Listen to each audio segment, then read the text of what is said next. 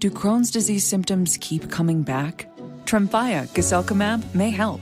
At 12 weeks, rapid symptom remission was achieved in most patients taking Tremfya, and some experienced visible improvement of their intestinal lining at 12 weeks and 1 year. Individual results may vary. Tremfya is a prescription medicine used to treat adults with moderately to severely active Crohn's disease. Serious allergic reactions and increased risk of infections and liver problems may occur. Before treatment, your doctor should check you for infections and TB. Tell your doctor if you have an infection, flu-like symptoms, or if you need a vaccine. Explore what's possible and ask your doctor about Tremfya today. Call 1-800-526-7736 to learn more or visit tremfyaradio.com.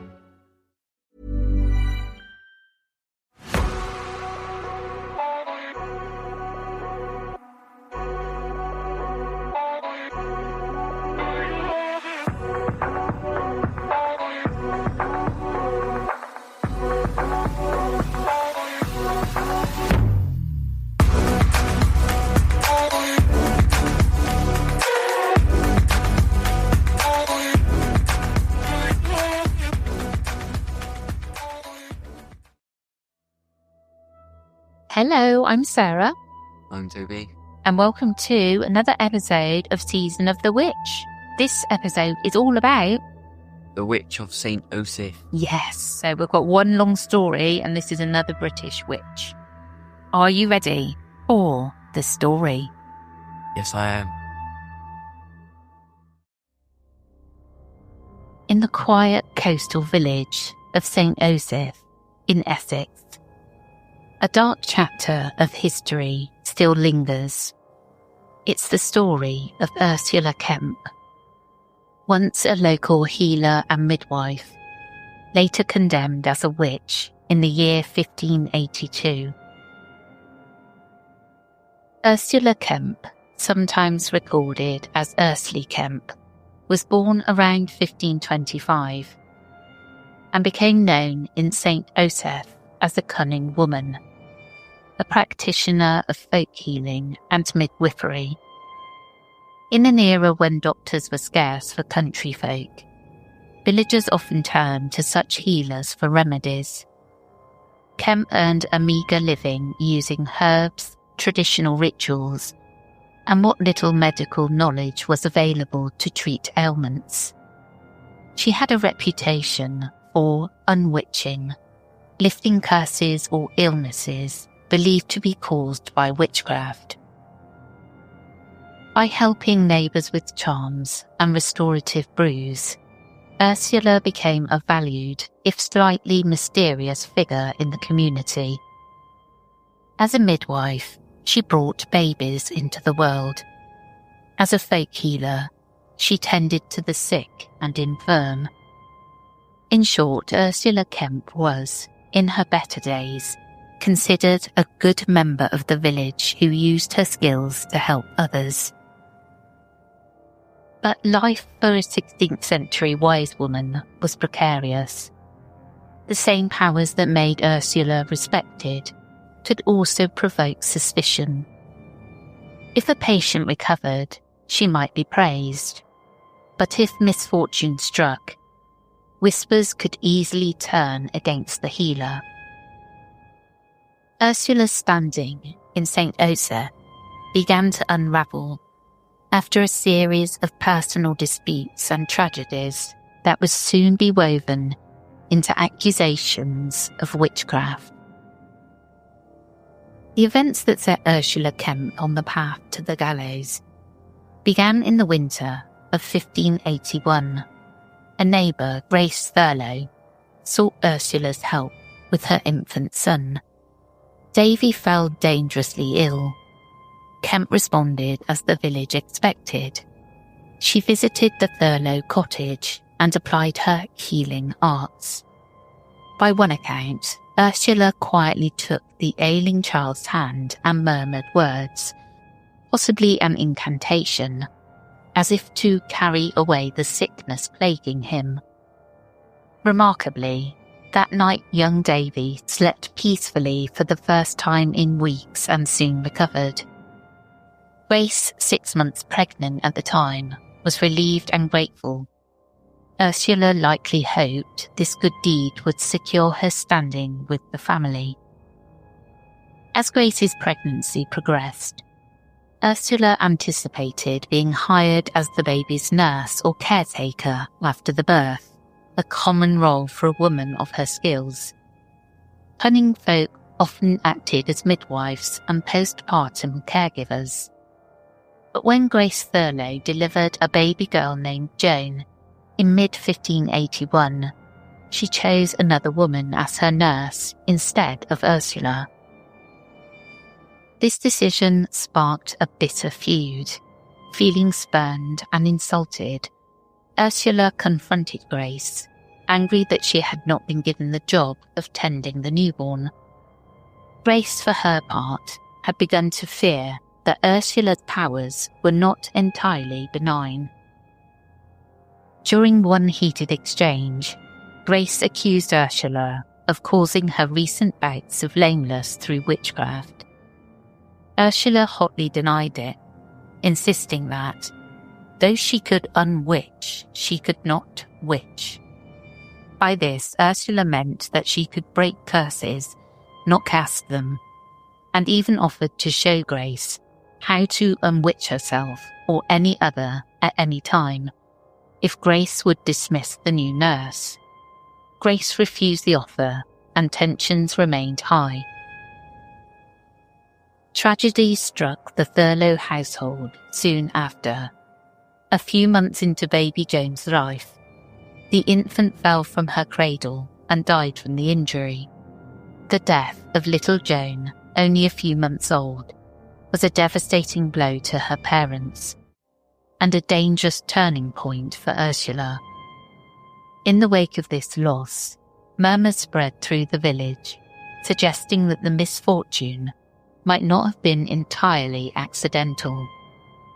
Under the pall of grief and suspicion, Grace Thurlow's attitude toward Ursula turned from resentment to outright accusation.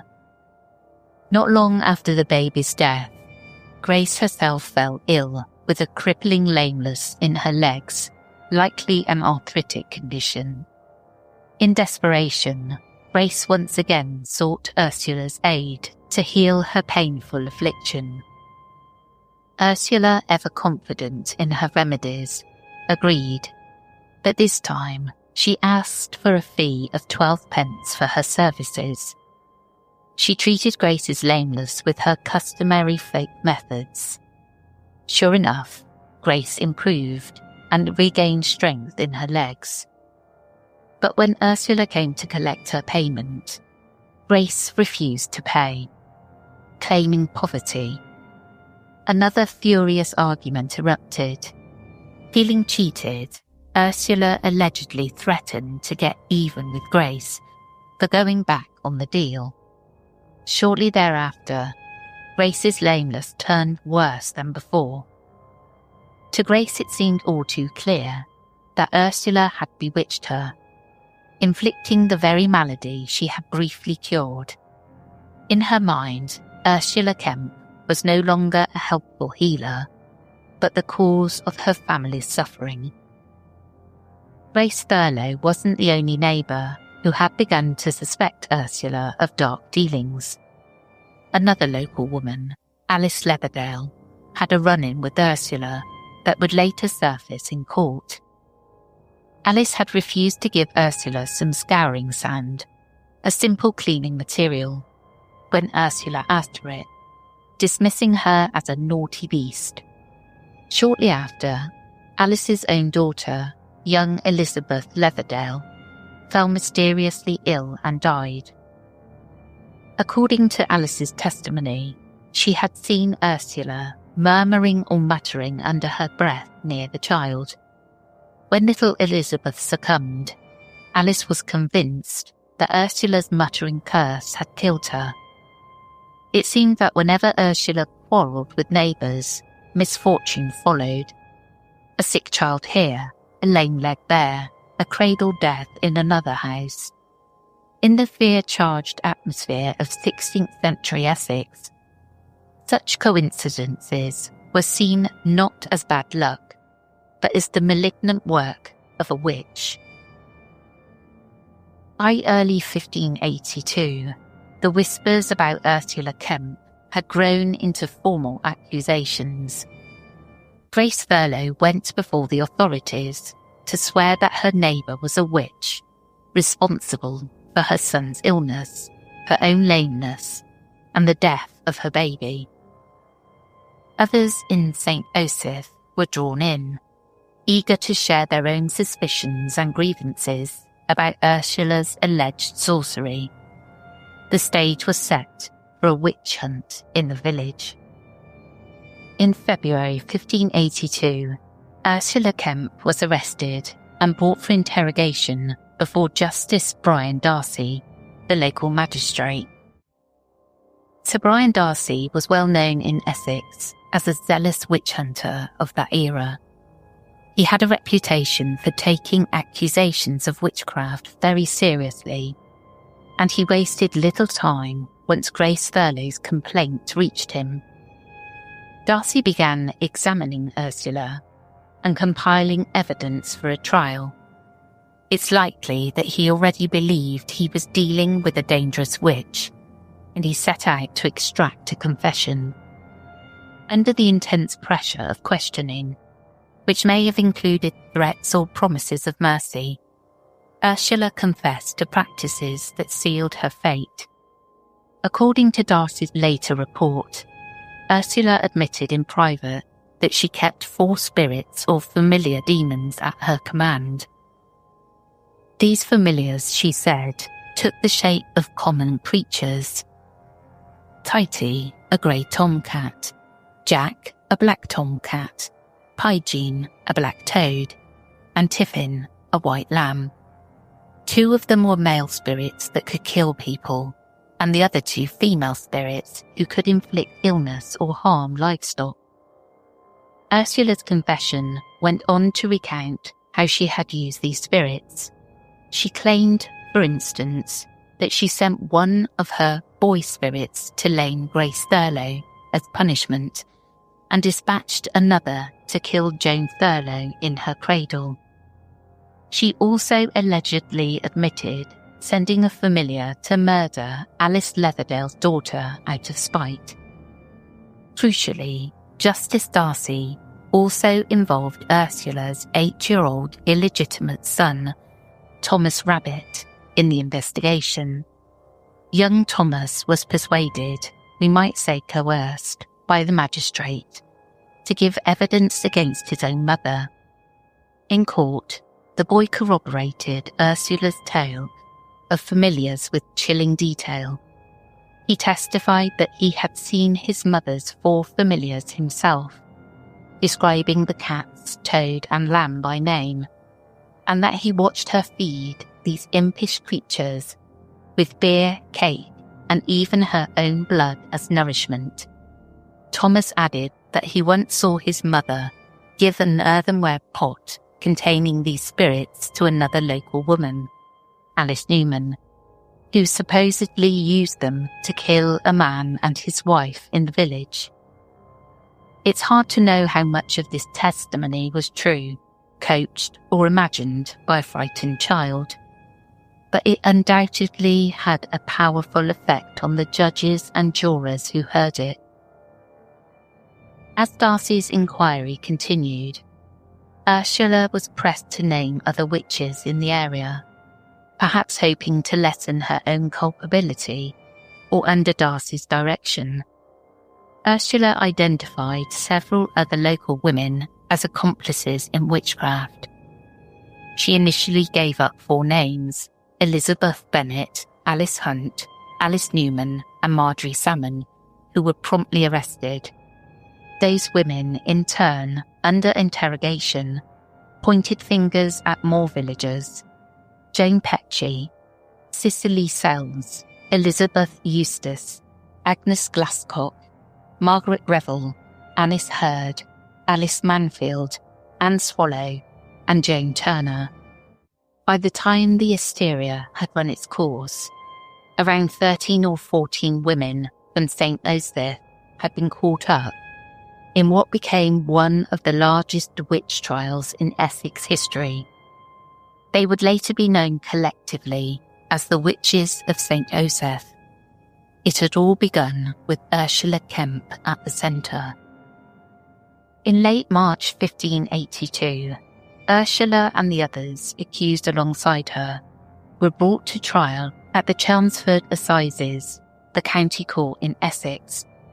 The proceedings began on 29th of March 1582, overseen by 2 judges of the Assize Circuit. Ursula herself faced multiple indictments under the Witchcraft Act of 1563, including charges of murder by witchcraft, specifically the deaths of Grace Thurlow's infant Joan and Alice Leverdale's daughter, among others. Witness after witness came forward to tell their tales of Ursula's supposed maleficence. Neighbours spoke of sudden illnesses, dying cattle, and strange misfortunes that they squarely blamed on Kemp's spells. Grace Thurlow surely recounted how her disagreements with Ursula were followed by her child's death and her own mysterious lameness. Alice Leverdale likely described the spiteful muttering that preceded her little Elizabeth's death, and young Thomas Rabbit's sensational testimony about the animal familiars would have been a highlight of the trial, confirming every lurid suspicion about witches consorting with the devil's minions. Unsurprisingly, the jury found Ursula Kemp guilty on all counts of witchcraft, resulting in death. The prescribed sentence under English law was death. Sometime in 1582, Ursula was taken from her cell and hanged by the neck at Chelmsford, the county town. Records indicate that another of the accused St. Osyth women, Elizabeth Bennet, was executed alongside Ursula as well. Elizabeth Bennet, notably, did not even contest the charges against her, perhaps resigning herself to fate, and so she too was condemned to the gallows without a full trial. The other accused women from St. Osyth met various fates. Some were acquitted or released in the months and years afterward. One, Alice Newman, was found guilty, but reprieved and eventually pardoned. But for Ursula Kemp, considered the supposed ringleader of this coven, there was to be no mercy. Ursula's execution took place at a time of fervent witch hunting in England. The case was deemed significant enough that Brian Darcy himself published a pamphlet about it shortly after, entitled A True and Just Record, detailing the confessions and evidence. It appears Darcy was keen to justify the trials, portraying them as the righteous unmasking of a deadly witch conspiracy. To the public, Ursula Kemp's hanging was presented as the removal of an evil threat. If the story ended with Ursula Kemp's execution, it might have been forgotten. But in St. Osyth, Ursula's tale took on a life of its own, quite literally, in the case of her bones. For centuries, there was no known grave for Ursula. Executed witches were often buried in unmarked or unhallowed ground. Then, in 1921, a sensational discovery put Ursula Kemp back in the headlines. Workmen digging in the garden of a cottage on Mill Street in St. Osyth struck something hard about 6 feet down. They had uncovered a human skeleton. The remains were of a woman, and notably, the body had not been placed in a coffin. Even more ominously, iron spikes or rivets had been driven through the skeleton's joints, pinning the corpse's elbows and knees in place. Locals immediately thought of the village's famous witch. Could this be a skeleton of Ursula Kemp? Another skeleton was reportedly found later that year as well, similarly buried without a coffin.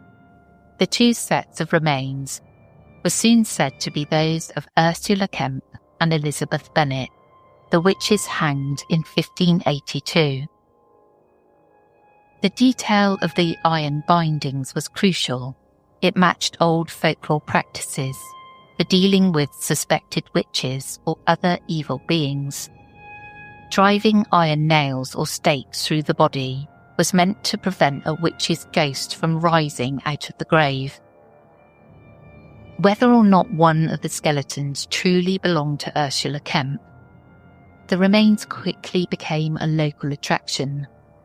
The first skeleton was found in the back garden of a man named Charles Brooker, and Mr. Brooker lost no time in turning it into a tourist spectacle. He charged visitors an admission fee to view the witch's bones in his garden shed, and even sold postcards featuring the discovery. People came to St. Osyth to gape at the supposed bones of the infamous Ursula Kemp, now a dusty skeleton, curled where it had been cast into the earth centuries before. Over time, the remains changed hands and locations. Eventually, the skeleton believed to be Ursula's was acquired by the Museum of Witchcraft in Boscastle, Cornwall, many miles away, where it was displayed in a coffin lined with silk. In the 1960s, the museum's owner even adorned the exhibit with iron nails laid alongside the bones at the points where they had been driven in, emphasizing the superstition-laden story for visitors. Later, in the late 1990s, an eccentric artist and collector named Robert de Kenwicks purchased the remains, keeping them in his personal library as part of a larger cult collection. After his death in 2002, the bones were returned to the Museum of Witchcraft in Boscastle for a time. Eventually, further study revealed that the remains were not those of Ursula Kemp at all, but of a young man in his 20s. Even so, the legend has become inseparable from the bones. In the early 21st century, the skeleton was finally brought back to St. Osyth. There, in a quiet corner of the cemetery, it was laid to rest in an unmarked grave. So another one, this particular story sounds a lot like the Salem witch trials, because you can see the same sort of hysteria going round. These women must be controlled, you know, that kind of thing. Any sign of power, and we put them down. Yep. How many women died? It's just, I try not to think about it too much because it just gets me angry, and then I'll start ranting. Ranting and raving. And just got to put it down to the ignorance of the time. Yes. But try and come for me and I'll be sending toads. Well, that's the end of this episode. Hope you enjoyed, and we'll catch up with you again soon. We will indeed. We will catch you again on Sunday. Take care, everyone. Goodbye.